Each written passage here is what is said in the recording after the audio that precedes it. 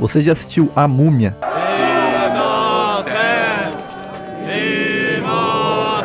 No caso, A Múmia de 1999, com Brendan Fraser. Filme de aventura na pegada de Indiana Jones, porém com múmia, onde o Brendan Fraser quase perdeu a vida. Sério, ele quase perdeu a vida dele nessa cena aí. Nesse filme, Imhotep precisa ir pegando cada partezinho do corpo do pessoal para poder voltar à vida completamente. Ele acaba pegando os olhos de um cara com a visão pior do que a Velma do Scooby-Doo. Então eu tive o prazer de assistir esse filme de novo e peguei cada detalhezinho dele.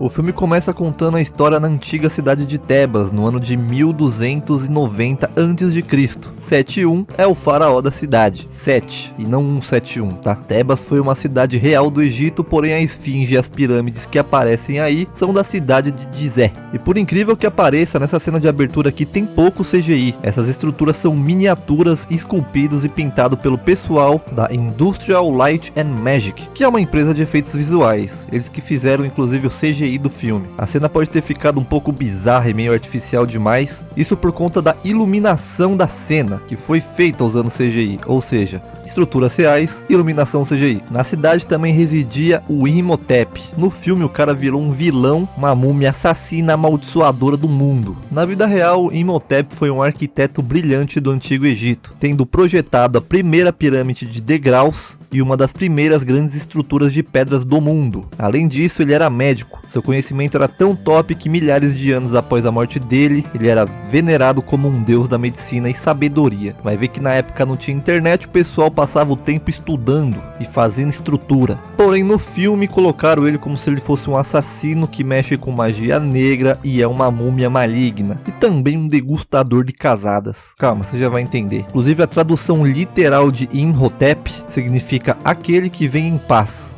Voltando para a história, temos Anck-su-namun. Ela é mulher do faraó Sete e nenhum homem pode sequer encostar uma mão nela. Inclusive o cara pinta o corpo dela todinho todos os dias. Caso alguém encoste nela, a tinta iria borrar e ele vai saber que alguém tocou nela. Imagina o trampo de ter que pintar o corpo da mulher todos os dias. E adivinha, Anck-su-namun também foi uma figura real do Antigo Egito, mas ela foi mulher do faraó Tutankhamon. Mas então no filme, Imhotep é amigo e conselheiro do faraó, mas tá de olho na Anck-su-namun, que é a mulher do faraó. Eles têm um caso, então o cara acaba talaricando o próprio amigo. E outro detalhe, Imhotep viveu uns 3.000 anos antes de Cristo, Anck-su-namun uns 1.600 antes de Cristo, ou seja, eles não viveram na mesma época. Óbvio, mas lembra que eu falei que ele pinta a Anck-su-namun todinha pra ele saber que nenhum homem iria tocar nela? Então, ela vai se encontrar com o Imhotep na miúda, o Imhotep beija ela e dá uma passada de mão no braço dela, que acaba borrando a tinta. Mas se por acaso ela apenas esbarrasse em algum lugar e borrasse a tinta, ou sei lá, sentasse num sofá e borrasse a tinta, o faraó iria levar isso como uma traição? Não faria muito sentido, né, bicho? Meio burro aí da parte dele. E o faraó então encontra ela com a tinta toda borrada e plau! A mina mete uma facosa no maluco. E depois que ela meteu a adaga nele, a adaga aparece de novo e tá completamente limpa. Vai ver, nem sangrou, né? Imhotep corre e ela acaba tirando a própria vida. Isso pra fingir que ela traiu, matando o faraó e se matando, pra limpar a barra do Imhotep. E essa cena que mostra só a sombra dela é uma referência ao filme do Nosferatu, que usava muito isso na época. Não muito, mas foi um dos primeiros. Imhotep então pega o corpo da Anck-su-namun para ressuscitar ela.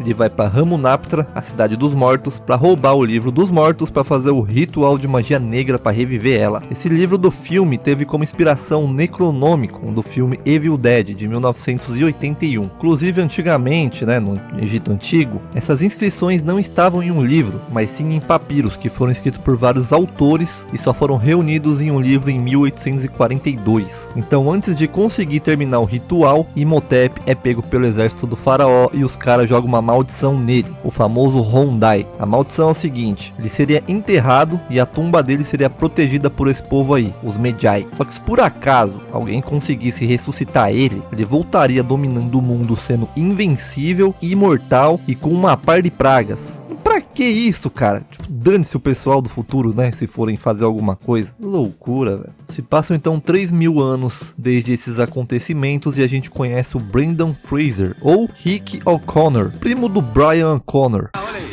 Droga, é o Brian. Numa guerra contra os Medjai. Os caras que estão ali pra proteger o sarcófago. Guerra na qual os Medjay saem melhor, sapecando todo mundo. Menos o Rick, que tem um poder que é ser o protagonista do filme. Essa guerra aconteceu justamente em Ramunaptra, onde está o sarcófago do múmio, que começa a jogar areia nele. Então a gente conhece também a Evelyn, que deve pesar uns 60 quilos, e com esse peso ela conseguiu derrubar a prateleira pesada pra um cacete, que faz um efeito dominó, derrubando tudo. Essa cena foi gravada de primeira. Caso ela fosse regravar de novo, demoraria um dia inteiro para remontar tudo. E se você reparar, quando ela desequilibra da escada, um livro cai da mão dela, a cena corta e o livro evapora, bicho. Acho massa a apresentação dos personagens. O cara pergunta por que atura ela responde que sabe tudo sobre o Egito, que é uma Wikipédia humana, e o cara fala que ele atura ela porque os pais dela são ricos. Consequentemente, ela é também. Também tem o irmão dela, que é o alívio cômico do filme. O filme todo em si é cômico, mas ele em si próprio só faz isso. Inclusive, na apresentação dele, começa ele fazendo piada. Nosso amigo e meu xará, o Jonathan, ele achou uma parada em Tebas, a chave do livro que ressuscita o Imhotep, e dentro dela tem um mapa pra chegar até lá. Mano, aquele faraó não era tão inteligente assim então, né? O velho dá uma queimada no mapa, eles vão atrás do cara que o Jonathan roubou, vulgo Rick O'Connor, que chega cabeludo desse jeito, parecendo Jorge, o Rei da Floresta. Filme que ele mesmo fez em 1997. Ele chega acorrentado aqui e depois a corrente dele some. Então ele vai pra forca. E essa cena o Brendan Fraser realmente quase foi de base. Os caras apertaram tanto a corda que o bichão apagou e acordou com o pessoal dando tapa na cara dele. Então eles vão pegar o barco pra ir pra Ramunaptra. E meu Deus, cara, como você está lindo. No barco o Rick se encontra com o Benny, que já tinha traído ele antes e vai trair ele de novo. E também esses caras aqui que são minions pra morrer pra múmia. Então os guardiões do sarcófago, esses caras aí, os Medjay, aparecem no barco, dão uma merda gigante. Eles atravessam o deserto inteiro e chegam em Ramunaptra. Essa camisola que a Evelyn tá usando, que por acaso os caras tiveram a brilhante ideia de que ela deveria ser branca e teria uma cena onde ela se molhava, a roupa acabou ficando transparente, aparecendo tudo. Tiveram que pintar ela com CGI na edição do filme. Eles entram aí na tumba, ela mexe no espelho que reflete nos outros espelhos e tará, luz. Que inclusive a velocidade da luz deveria ser mais rápido, né? Eles exploram o lugar e um besouro comedor de curioso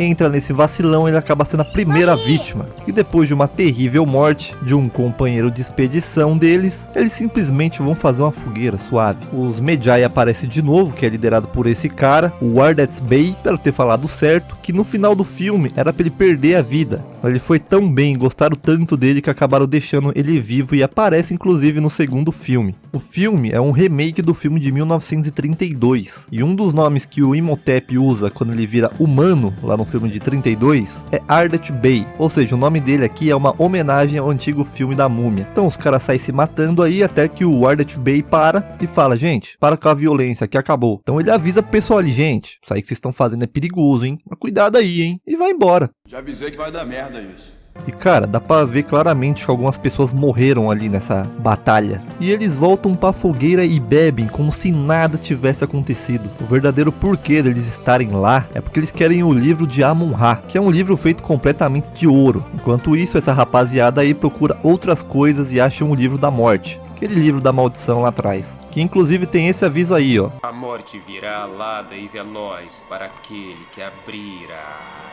É uma referência a uma suposta maldição escrita no túmulo de Tutankhamon. A morte virá em asas velozes para aqueles que tocar no túmulo do faraó. Tutankhamon é e foi uma das maiores descobertas nas escavações do Egito até hoje. Enquanto isso, o Rick, a Evelyn e o Jonathan abrem o túmulo, onde está o Imhotep. Tem um detalhe importante: os caras, quando foram pegar o livro, um mecanismo ativou, liberando ácido nos escavadores. Mais pra frente, o Rick e o Jonathan pegam o livro de Amun-Ra e não tem nenhuma ativação de armadilha para esse livro, mas tem uma cena deletada, que é essa daí que tá mostrando agora, que mostra que antes deles pegarem o livro, algumas múmias surgem ali e uma delas puxa a parada do livro, liberando assim um ácido justamente na múmia. Se vocês a secarem, de repente conseguem vendê-la como lenha. Essa é uma referência à invasão de Napoleão no Egito, onde o exército dele queimou um monte de múmias como se fossem lenhas. Então agora eles com o livro e a Evelyn com a chave abrem o livro.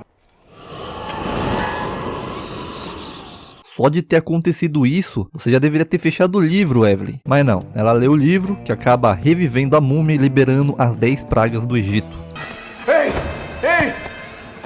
Me ajude a encontrar... E essa cena, inclusive, é realmente uma referência a Velma, do Scooby-Doo. O cara procurando os óculos e falando, cadê meus óculos? E a múmia aparece para roubar os olhos justamente do cara que é praticamente cego. E um detalhe importante aqui, a múmia poupa a Evelyn, porque como ele pegou os olhos de um cara que vê tudo embaçado sem os óculos, ele acaba confundindo e acha que a Evelyn é na verdade a Anck-Su-Namun. Coisa que a gente descobre no segundo filme, que a Anck-Su-Namun tinha uma irmã há 3.000 anos atrás, que era inclusive a cara da Evelyn. Então, por ser míope, ele acaba se confundindo achando que é ela. Ele inclusive tenta fazer o ritual de novo mais tarde com a própria Evelyn. O Rick aparece, grita pra múmia e salva ela. E essa cena do Benny aqui, ele tá com a tocha e a única coisa que ilumina ele e o lugar é justamente a tocha. Mas se a tocha tá aqui, como que a sombra dele tá aqui? Então ele bate de frente com a múmia e começa a tentar todas as línguas com todas as religiões possíveis. Ele acaba chegando em hebraico, a língua dos judeus. E a múmia fala, a língua dos escravos. Então ele fica com o Benny sendo o servo dele. Os hebreus, ou os judeus, como são conhecidos hoje, foram escravos no Egito por 400 anos. Eles vão pra um bar em um hotel e aparece um cara vendo a hora no relógio com um script na mão. Como é que os caras não tirou isso na edição, meu Deus? Enquanto isso, o Benny tá aí mamando o líder do Round 6. E além do olho, ele pega mais alguns órgãos do cara de óculos. E ele vai tomando cada vez mais forma humana. Porém, o herói dele surge, um gato. E a múmia sai correndo. Ele tem medo porque os gatos são guardiões do submundo na mitologia egípcia. E isso é o que esse velho fala aí. Que na história real mesmo, o guardião seria Osíris, e não gatos. Gatos na verdade era associado às deusas de fertilidade, gravidez, proteção e tal. O Rick joga o Benny aqui, bagunça tudo, corta a cena e os pacotes estão ali atrás de novo pro lugar. Aí a múmia precisa desses jarros, chamado de canópicos, para poder ressuscitar Anck-Su-Namun, e eles guardam ela. Mas não seria melhor os caras destruir essa miséria? Assim a múmia ficaria sem a amada dele. Os caras insistem em usar a arma de fogo nele, sabendo que não funciona. Toretto consegue entrar no quarto da Eve e beija ela sem o consentimento. Tem que cancelar essa múmia aí, velho. Uma legião de zumbis falando Imhotep vai atrás para capturar a Evelyn, para ele conseguir fazer o ritual dele. E essa cena do Jonathan é a melhor do filme.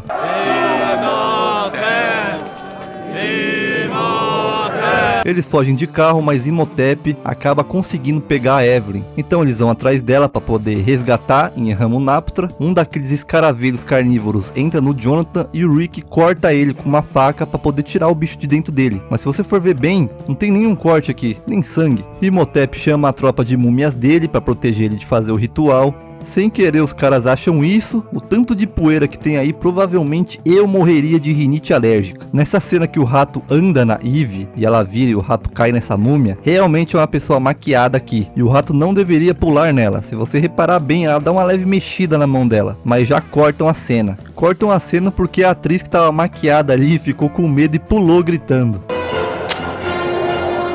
O cara acendeu um fósforo na bochecha do cara. Só isso. O Benny tenta fugir com os ouros nos camelos e o camelo não se mexe nem nada. Os camelos, por algum motivo, realmente não ia com a cara do ator que fez o Benny. Então eles conseguem pegar o livro de Amun-Ra e vão lá cancelar o rito. De novo o cara ligou o fósforo na bochecha. Que isso, velho? Acho legal que o ator que interpretou o Imhotep não fala inglês em nenhum momento. Apenas egípcio antigo. Inclusive a cena de abertura seria narrada por ele. Mas o diretor e o ator decidiu fazer isso de outra forma, para não fazer o Imhotep falar inglês. Jonathan lê algo no livro que faz esse exército aí ser animado. Inicialmente seria uma estátua de Anubis, mas como seria muito caro, eles optaram por deixar o exército aí mesmo. O Jonathan consegue ler a tempo o comando de comandar esse exército aí, que estava na capa do livro, porque até então o livro não tinha sido aberto, e Anck-Su-Namun vai de base, mostrando nas sombras, igual da primeira vez, porém dessa vez ela está sendo atacada pelo exército, e não por ela mesma. Eles abrem o livro e ela consegue reverter a maldição dele. Agora ele é mortal. Ele acaba morrendo, eles conseguem fugir do lugar que tá desabando, porém o Benny fica preso, junto com todos os ouros e escaravelhos carnívoros aí. Então o final acaba bem pros três, né, no caso, porque o resto infelizmente não acabou muito bem não. Outra curiosidade legal, durante a filmagem aí nas areias e tal, a equipe contratou alguns tratadores de animais para capturar cobras venenosas. e alguns outros insetos que vagavam por ali, para não acabar dando uma picadura ali nos atores e no pessoal da equipe, que inclusive não foram filmadas no Egito, e sim em Marrocos e na Inglaterra. Eu amo esse filme, a atmosfera de aventura dele, o jeito cômico, tudo muito top. E pensar que ele quase foi dirigido por Clive Barker, o cara que dirigiu Hellraiser, e teria um tom completamente sombrio e bizarro. Provavelmente seria um terror bizarro. Se você já assistiu Hellraiser, você sabe muito bem do que eu tô falando. Bom, esse foi o vídeo. Caso eu tenha esquecido algum detalhe ou deixei passar, pode deixar aí nos comentários. Pode deixar também uma sugestão de filmes. Deixa um like, se inscreve e um beijo.